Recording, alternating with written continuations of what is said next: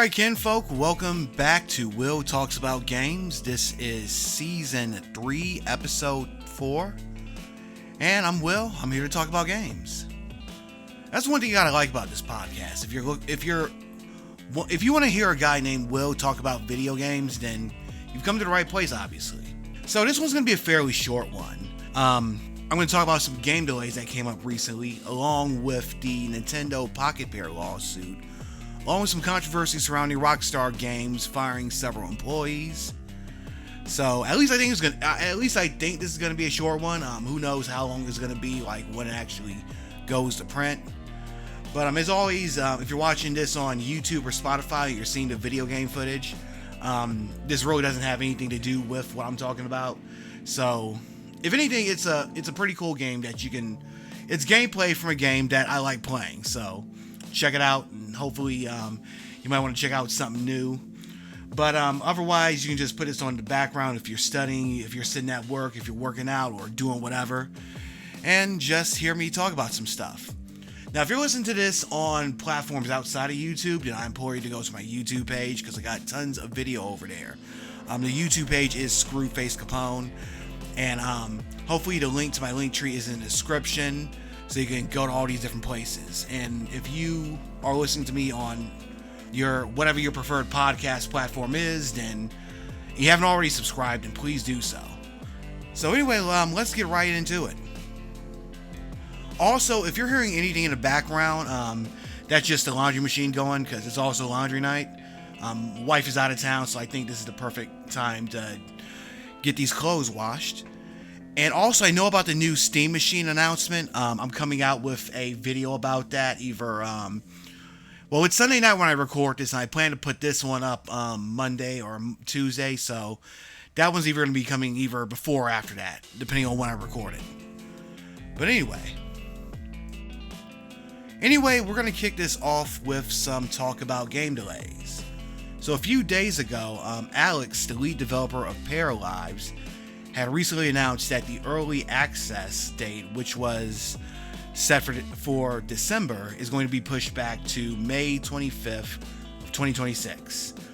Reason being is that they have there were some bugs that they found out during playtest, and also they felt that there weren't enough activities for the gameplay, so they decided to put it back on the burner for a little bit and do some more tweaking to it. So this I kind of understand, like Pair Lives, we've seen, if you've kept up with certain channels, like say Simmer Aaron, or even some of my coverage on it, I haven't gone as extensively into it as folks like Simmer Aaron. I'm going to link to her channel in the description, so you can go there, and because she has all types of stuff about Pair Lives. So you can see what the developers are doing and what the developers have been working on and all that good stuff. So this was in development for several years, and we've literally seen it come up from like a concept stage to where it's at now. And I'm not surprised that they did delay it. Obviously, I'm disappointed. But it's not like there's not tons of other video games I can play.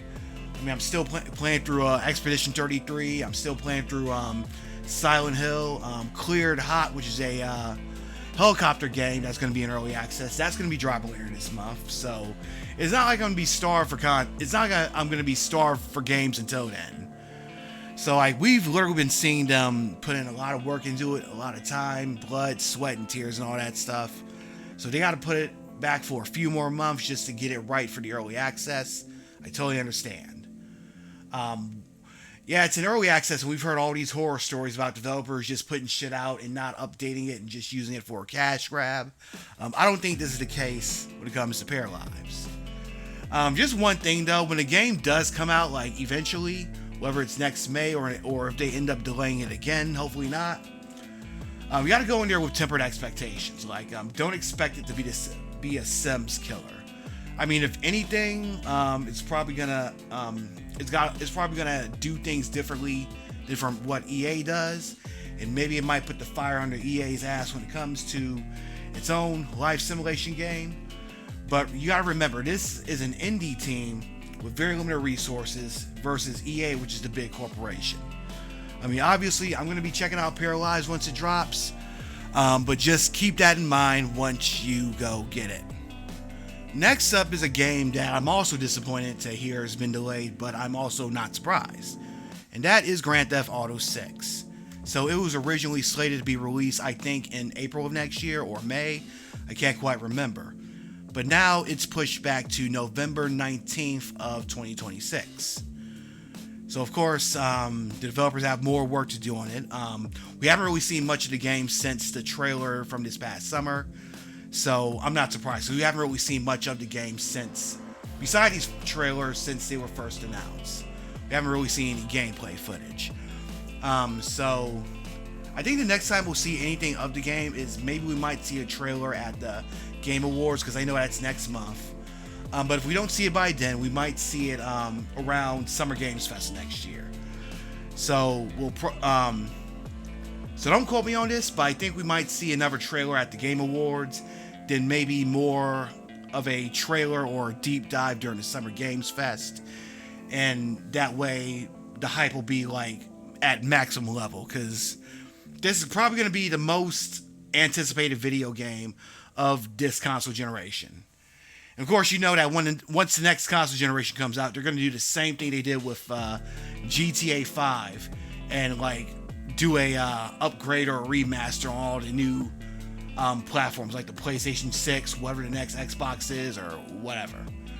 But yeah, GTA 6 has been delayed, and there's some more drama surrounding Rockstar, but we're going to get to that in a little bit.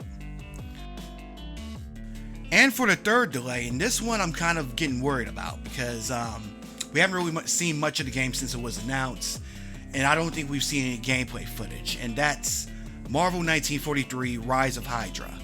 If you remember, that was a game that takes place during World War II, and you can play as Captain America, there's a Black Panther, there's a member of the Wakandan Spy Network, and there's a member of the Howling Commandos. So I think you can play as all four of these characters. And of course, it's a narrative focused game.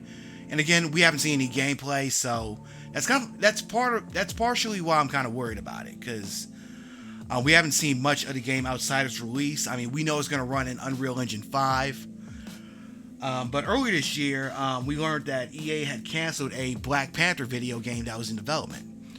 And there's also an Iron Man video game that was announced sometime back that we also haven't seen any of either. So that's kind of why I'm getting worried about this. So here's a statement from Skydance Games, and it reads, quote, "At Skydance Games, our goal is to deliver unforgettable, premium games that honor the characters and worlds we're fortunate to work with. Marvel 1943 Rise of Hydra is an ambitious project, and we are committed to ensuring it meets the level of quality that our team, players, and fans expect. To fully realize our vision for Marvel 1943 Rise of Hydra, we've made the decision to shift our release window beyond early 2026. We're grateful for the passion and support from the community and players around the world. The team is working hard to create something truly special, and we look forward to sharing more with you as the development progresses." So originally the game was set for early 2026, but it looks like it's going to be pushed back into later 2026. I'm not sure they have the official release window yet, but again, this one's kind of worrying just because we haven't seen too much about it. So it's developed by Skydance Studios, which is held by Amy Hennig. Why can't I pronounce anything? It's Amy Hennig, who worked on games like Legacy of Kain and Uncharted. So hopefully we can. So again, I think this is one of those things where we might learn more at the Game Awards. You know, they might just show us something to keep our appetites, or maybe they just might push the next reveal back to like sometime next summer, maybe New York Comic Con or Summer Games Fest. Who knows? But you know, hope for the best, prepare for the worst. That's all I'm saying. So I want to take a few minutes to talk about the situation between Nintendo and Pocketpair. For those that don't know, Nintendo is suing Pocketpair, who are the creators of last year's game Pal World. Pal World is the creature collector hybrid action game, survival base building game. So Nintendo is alleging that Pocketpair is infringing on its copyrights, namely as it relates to Pokemon and things like riding on creatures as mounts and summoning creatures and having them fight alongside you. Pocketpair is of course denying this. However, they made some changes to the Pal World game through patches that would kind of remove or it would change features in the game. So for instance, a patch that came out last November, previously when players would call their monsters out, they would toss a ball and the creature would come out of the ball. Instead, after the patch, the creature comes to fight alongside them. Another patch, which was released this year, changed the game's gliding mechanic. So in the previous version of the game, you could craft a glider, or you can grab onto the legs of one of your pals who was able to glide. So after the patch, you can no longer use a creature to glide. Instead, you can just use the glider. And if you do have those creatures on your team, then you would gain some stat bonuses. So it's clear that, Pocketpair is just trying to cover its bases in case worse comes to worse. So earlier this year, Nintendo caught a couple of L's when it came to copyrights and their ability to file them.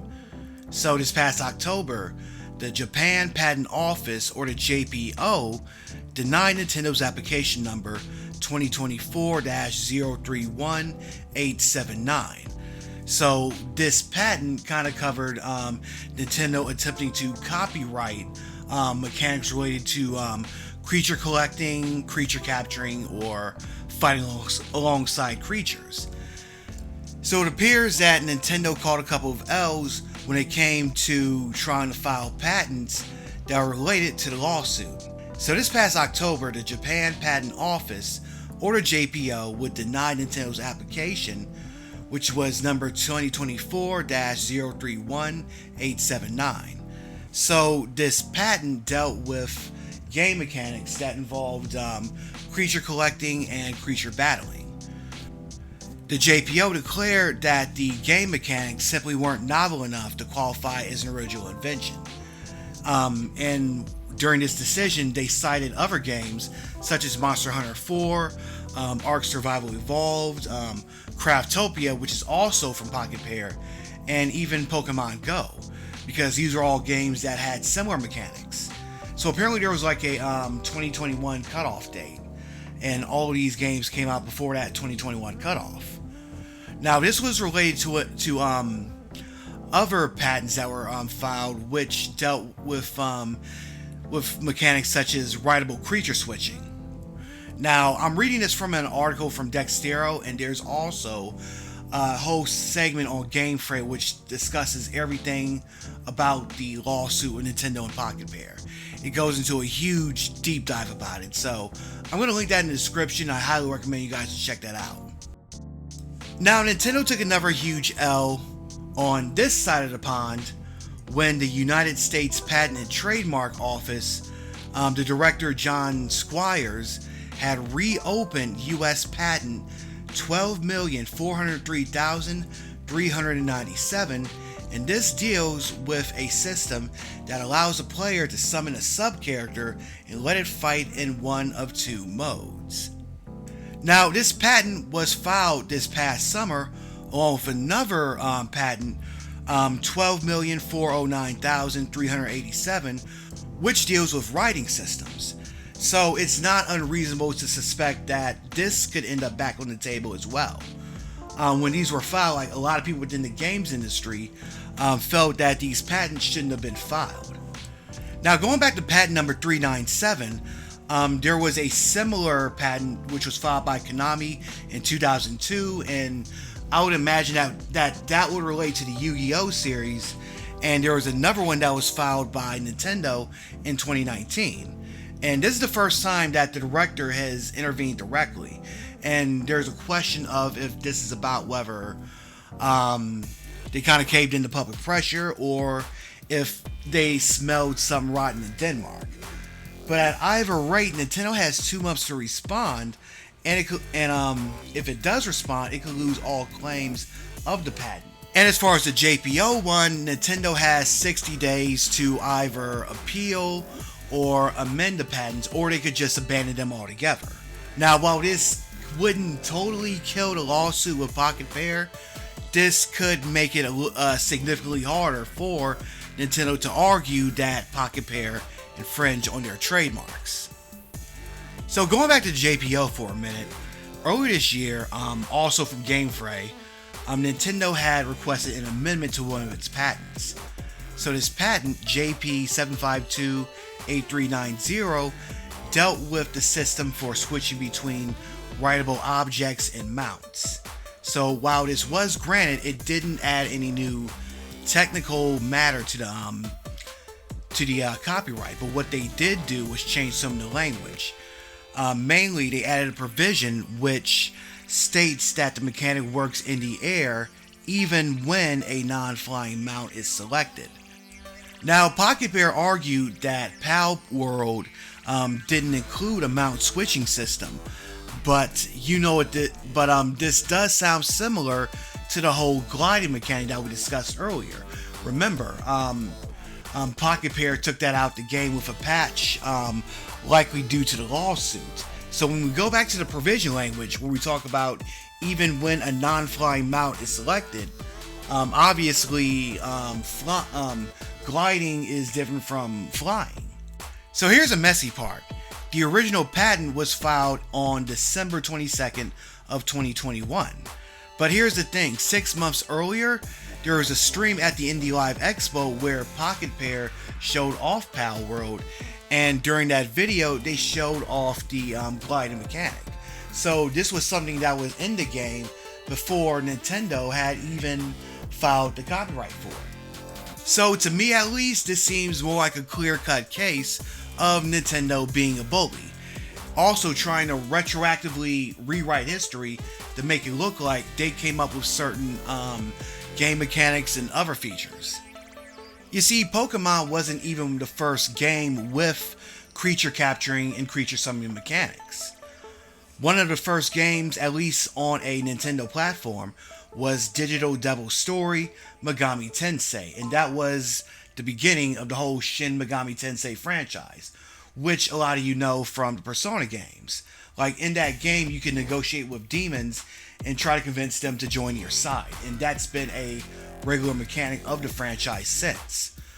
Before that, there was an MSX game called Cosmic Soldier, where you could talk to enemies and try to convince them to join you. And even going back further than that, in the game NetHack, you could try to tame monsters and have them fight alongside you. We're talking about like way back in the 80s. Now, to be fair, when it was first announced, PAL World gave off that vibe of Pokemon with guns, or a darker version of Pokemon. They didn't mention Pokemon by name, obviously, but if you looked at some of the preview videos from around that time, you can tell that's what they were going for. I think, though, the actual product that's out now, it's somewhere between those elements, because I didn't really see anything like too dark, but I pointed a lot of this stuff out when I first did my videos about it like years ago. But even there, I think maybe Pocketpair could make the case that PAL World is more of a parody on Pokemon than actual ripping it off. So I'm not sure how that would go. I'm not a legal expert. Maybe if somebody is in the comments, you can jump in and let me know. However, there is one reason, well, there's a precedent where I believe that Nintendo's lawsuit against Pocketpair would fail. You got to go back to the past. In 1988, Data East filed a lawsuit against Epic Games. They claimed that Epic Games' World Karate Championship, which was known in Europe as International Karate, had ripped off Data East's own Karate Champ. Both these games were very popular. Matter of fact, Karate Champ is considered one of the first, if not the first, one-on-one fighting game. Also, World Karate Championship was pretty successful too. It was the first European-developed game to top the Billboard software charts. So anyway, Data East claimed that Epix was ripping them off.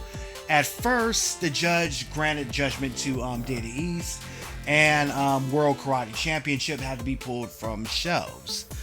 Now, later on, Epix would repeal Because the whole basis of Data East's complaint was that there are various similarities between the two games, such as fighters in different color gis, a scoring system, and the presentation of the game. Now, it was later ruled that these things that Data East claimed that Epix was copying were present throughout the sport of karate. And the goal of both games is to depict the sport of karate in video game form. Also, with the technical limitations of the time, they had to do what they could as far as like graphics. So that's why the two games look so similar. See, Data East's problem was that someone would go into maybe a computer store, see both games, and not be able to tell which is which clearly was not the case, because there was enough differences between the two games where it wouldn't be ambiguous as to which game was which. So thankfully the ruling was reversed, and Epix came on top and was allowed to continue making and selling its game. Because you see, while IPs can be copywritten, you can't copyright the look and feel. You can't copyright game mechanics, at least not at the time. Like, if this would have went through, then basically Data East would have had the licensing rights to an entire sport. Now, think about, say, companies making basketball video games or wrestling video games. There are going to be mechanics in those games that are going to be similar throughout any other game that depicts wrestling or depicts basketball. So if Data East was allowed to remain the winner of this lawsuit, then they would have been, this would have been catastrophic for the entire game industry, because technically they will be the only company that will be allowed to make fighting games. Now, ironically, Data East employed this same defense 6 years later when Data East itself was sued by Capcom over the game Fighter's History. Again, Capcom claimed that Data East was ripping off their own Street Fighter 2 with their game. And again, while there were similarities between the two, there were enough differences where one could tell both games apart. And the thing is, both games are one-on-one fighters. So naturally, there are going to be things that are going to be present in both games.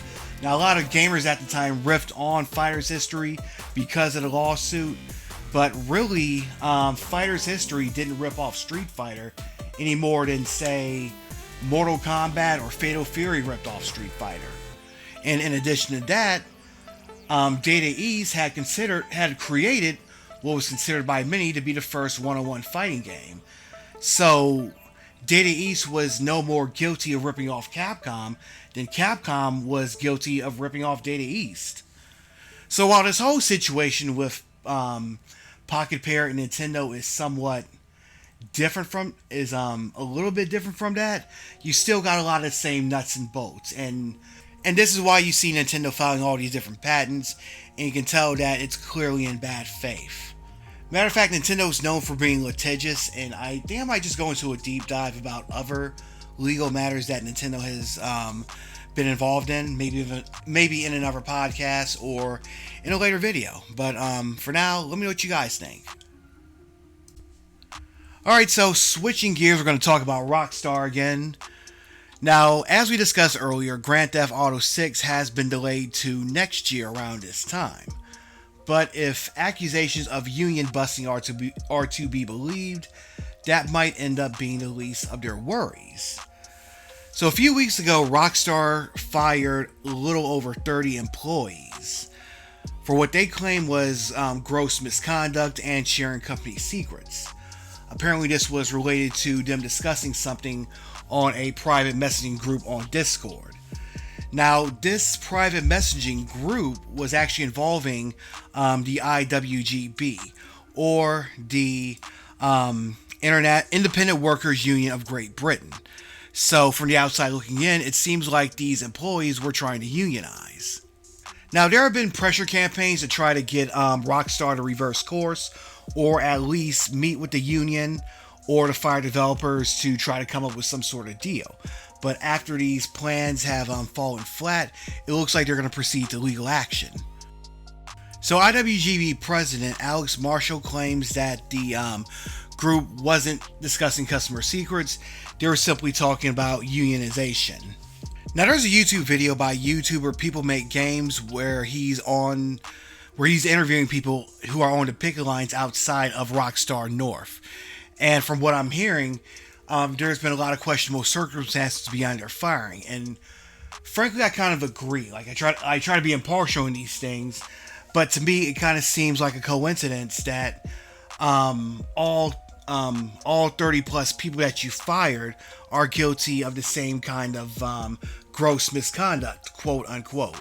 And also just so happens that all these people were involved in talks about unionization. We hear these horror stories about companies like Rockstar implementing crunch and being abusive toward their workers. So if this is true, it wouldn't remind me in the least. So I'll keep you posted on this as this goes forward because it is developing. A lot of this stuff has come out recently. So I'm going to link to the video in the description along with the articles I'm reading out. Alright, because we're getting close to wrapping this up, I want to talk about something positive because that's how I like to end these things. So this past Friday, I went to go see Predator Badlands, and it turns out that Disney's wokeified Predator, or emasculated Predator, or whatever they're telling you about, I think that's what the franchise ordered.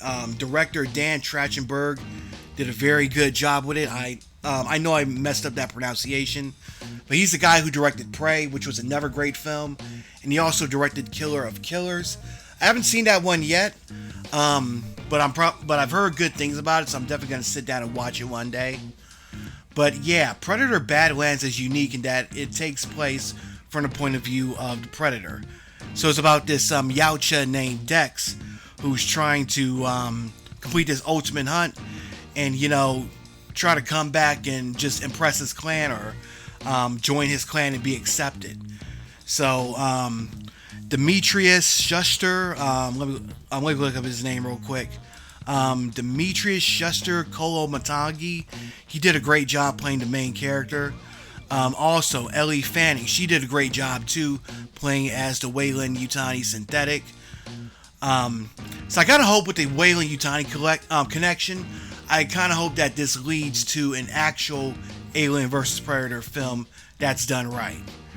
Now I know there's like certain talking heads, the usual suspects who complain about Disney, quote unquote, ruining the Predator franchise or making it woke or whatever they're saying.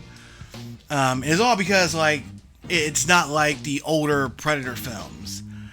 To that I say, if you want the older Predator films, then just go back and watch the older Predator films. I kind of I like them too, but I also like this film because it's trying something new, it's trying something unique, and it's moving the franchise forward, which I'm looking forward to seeing more of. So yeah, that is Predator Badlands, and that is the Don's pick of the week. You know what? That's what I'm gonna start calling this, the Don's pick. And it's gonna be weekly because I don't do these things every week on schedule, but that's what it's called, the Don's pick, Predator Badlands. Go watch that shit. If you're a PC gamer and you're looking for some awesome new games to play, check out Fanatical.com. They're having a sale on Koei Tecmo Steam games. You can save anywhere from 10% to over half off. You got Wolong Fallen Dynasty Complete Edition for under $32. You got Rise of the Ronin for a little over $30, and Fairy Tail 2 Ultimate Edition for $66 to name a few. If you want more savings, check out the Build Your Own Titanium Collection bundle, where you can bundle up and save on games like Vampire Hunters, Leica Age Through Blood, and Starship Troopers Terran Command. The more you bundle up, the more you can save.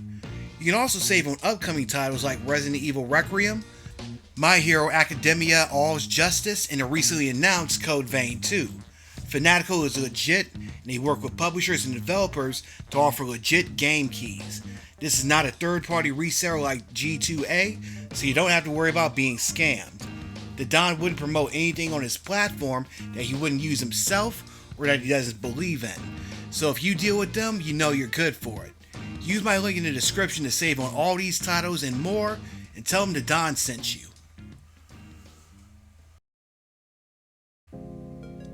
That wraps it up for this edition of Will Talks About Games. I hope you enjoyed it. Let me know what you think in the comments. For those of you watching outside of YouTube, or listening, I guess, or even if you are on YouTube and you just haven't subscribed yet, please do so. I got tons of great videos. I like to cover retro games, indie games.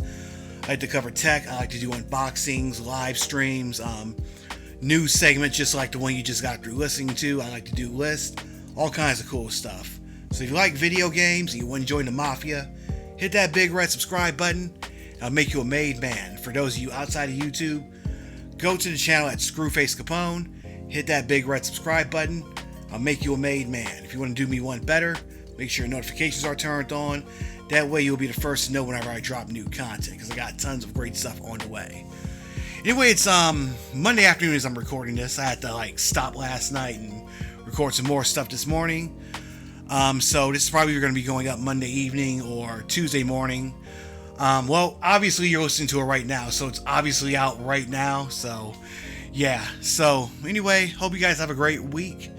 Until next time, I'm Audi 51000G.